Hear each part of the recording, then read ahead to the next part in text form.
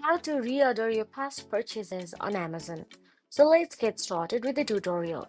First of all, open Amazon and log into your account. Click Returns and Orders in the top right corner of your screen. You will be shown a list of all the products you have ordered in the past 3 months by default.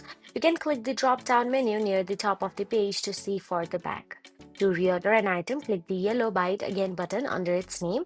If there is no yellow button, it means that item is either out of stock or can't be reordered from this page.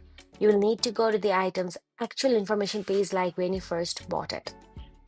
Once you click the button, you'll be brought to a new page titled Buy Again, where the item you select should be the first item. Click Add to Cart underneath it.